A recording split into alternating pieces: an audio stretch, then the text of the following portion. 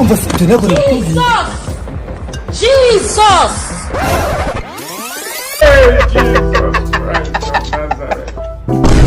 That's nice.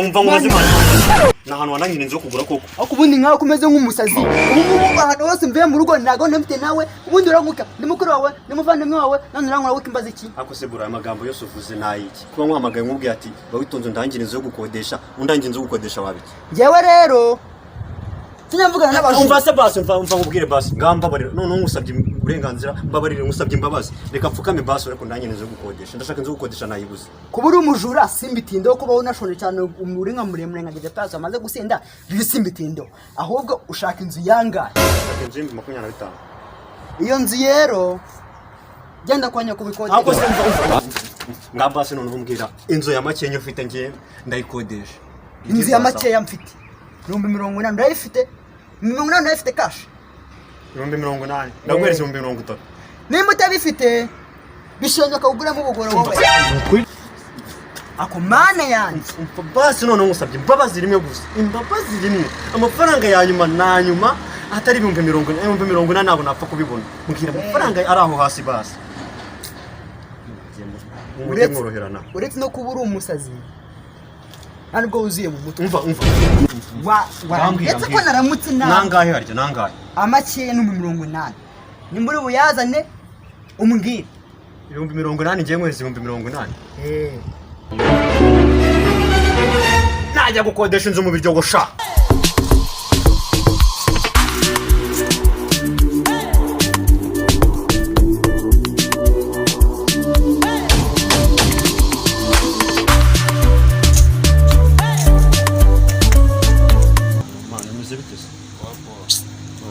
nahantu wandangira inzu gukodesha koko inzu mani muye n'umugabo hano aranzonze mwatse inzu aranga ubu cyokere cyanyishe neza none sa gitipe kumbaza inzu uraribuka ko ubona ndi icyapa cyanditse ngo hano arenze ko yumvira wa mudaje wa none se ubungu akakanya nawe sonda ubirakariramo koko wapi nakubirakariramo mani none se umbwiye ko utazahiri si byabihagije ariko kakagurakariramo bro mwana agaro kubirakariramo ari ahantu ibintu buri kintu kigirano bakibariza inzu ubugira abantu bayibariza none se uburandebye ubona ndi cyapa wapi none urambaza iki none se reka mubaza ko duhuriye mu muhanda kwa nkubwiye ngo inzu ni hagana hehe inzu ni hehe wandangira inzu yo gukodesha ni icyaha nkoze aho kubeshya abantu mwese mwigize abantu bazi ubwenge mwagiye mureka ko nta cyaha ukoze ariko se tugira ikintu igihe cyacyo n'igihe cyo kukibaza ubwo rero ibindi bundi wase ubundi ushaka inzu yangaye umusore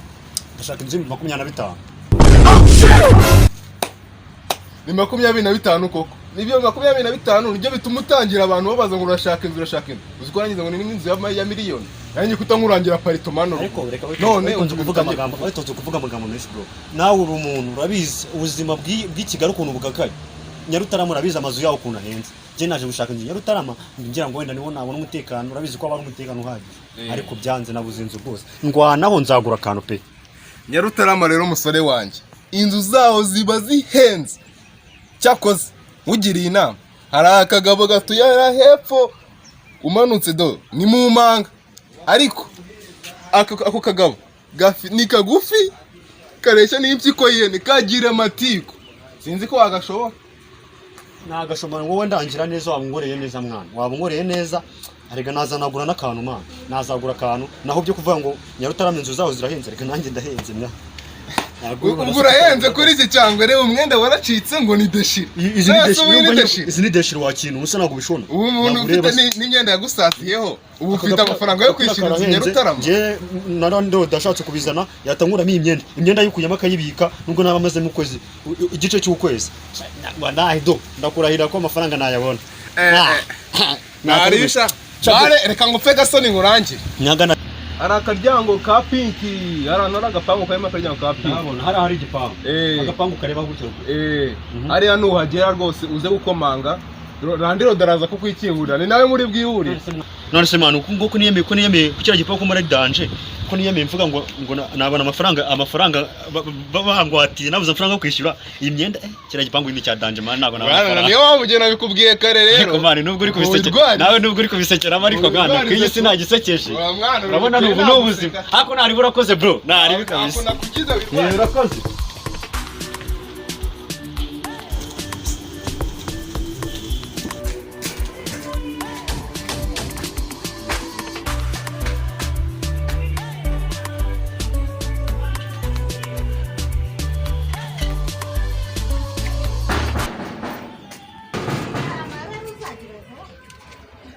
Sema bari mora.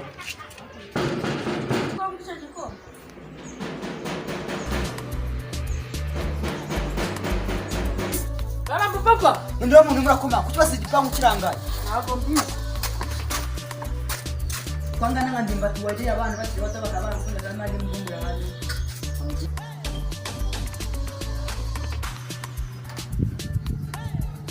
Papa kuna mundi kubona. Ngakinga.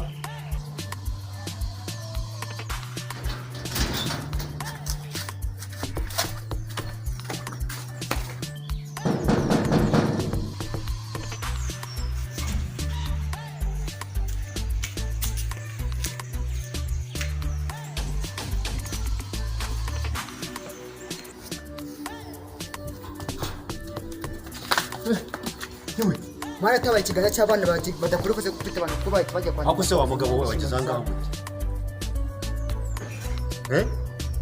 umuzimu. Abasazi rero ubanza bayobera aha. Je nabwiye ta nanzi yumbi 30 ufite ntabwo byumva. Cyo kuzabana umuntu aratinyuka. Uje no kubonera gutera mu gipangu nandi kwikodesherezamo. Igipangu rero iyo abarozi kari cyanje. Umva. Ndangira umuntu nyiri iki gipangu ari he arahari. Njyewe. Njyewe. Ose wo wasa n'abantu bafite kino gipangura. Ubona asa nk'abo rero ugenda usanga. Umva basi ngamubwire basi. Nimbijya iki gipangu ari cyane none ndaya. Nicyange mbwira amafaranga umukodesha. Umva cyagera kubwiye ngo ngiye mu biryogo rwose. Nagiye inzu ntagibuze neza. Nagibuze singiye kukwirariraho ngo mfite amafaranga ahagije mu biryogo nagibuze none ndagarutse none ndebera ariko shama umuntu wabyutse nabi rwose ntabwo. 80 urabizanye. 80 nabyo ufite pe. Umva ngubwire ariko ngubwire amafaranga ya nyuma nanyuma mfite. Amafaranga ya nyuma nanyuma mfite kuburyo ngiye nazana yabura ngatangugurisha ngiye telefone yanjye. Urumva? Ni ipantaro wayigurishwa n'amafaranga. Amafaranga ya nyuma nanyuma mfite amafaranga 35,000. Genda yagushishwa kaje.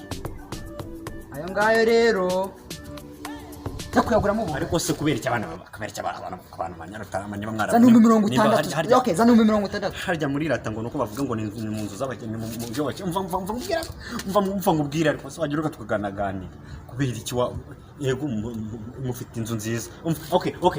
Ndagweje mu 40. Okay, sawa. Nze zifite amategeko nta mugeza agenderaho. Umva kandi. Uragenda urashobora. Mbwira ariko arabayoroshye. Icyambe nta mukobwa ugomba kwinjiramo hano. Erewe mushiki wanjye ko mfite bashiki batandukanye. Gukorora. Kwitaba phone no kwayora. Mu nyumvire kwe. Uhita usubira wanyu. Man uranziza ikimana. Umva. Njya twenda nk'inzu. Ariko ijukoresha nabo nashobora rwose. Gabanya umunwa.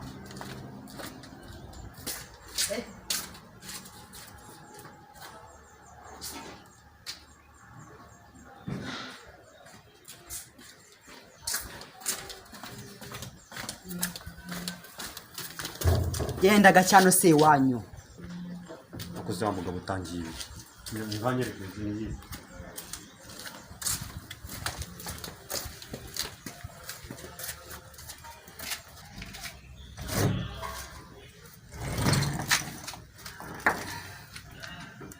yamaye nkawe nose iyi ni inzu ni iki none kirawe izanga zibangiziramo ibyatsi se bose boss iyi nzu koko nenge gukodesha 40 nyuma mutashaka afanze ukajya kurara kwa nyoko kuko ntafite uburire bunini nyine ngareka kubirakarira none se basi iyi nzu basi kumana basi cisha makenya basi umugabanye hari inzu yanjye yatemo n'igikoresho gakirete ni bafasha wende ibyo ngibyo harimo n'udukoresho okay amafaranga ngiye kwemeranya guhereza ariko shana amezi 7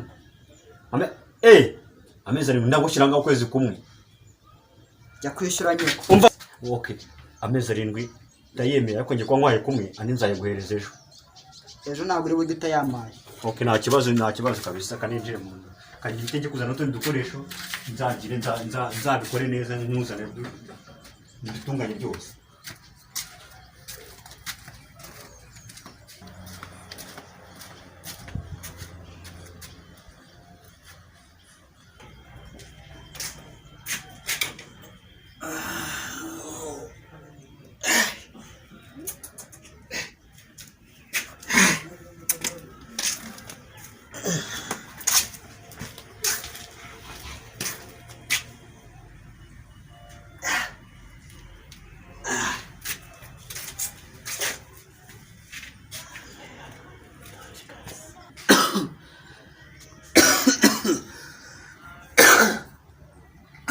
Mane yanjye ni wowe nimba no gwenzu yanjye nabwo nakorora ukora hano nabirimo kandi songe kunze kujya naye nigana twara izo banege sama kwari mwandi dipaso abo nzobe yo ku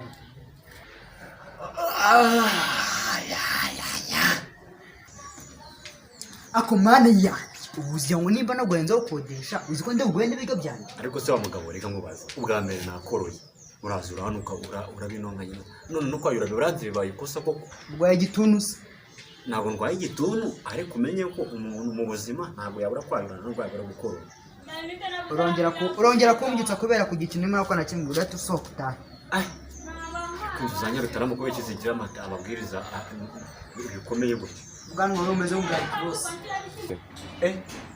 ariko nyine ku kantu ubushyizemo ntabwo ari keza ubwanwa bwanjye nako kantu ubushize nazemo ntabwo ari sawa bro papa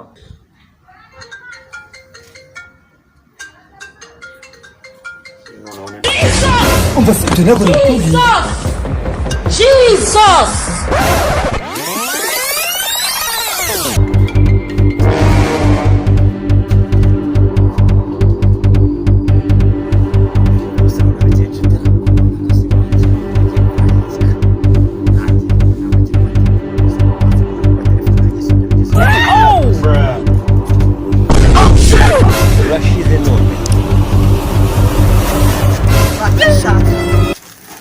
amategeko n'amabwiriza y'inzu yanjye ndaho birakunaniye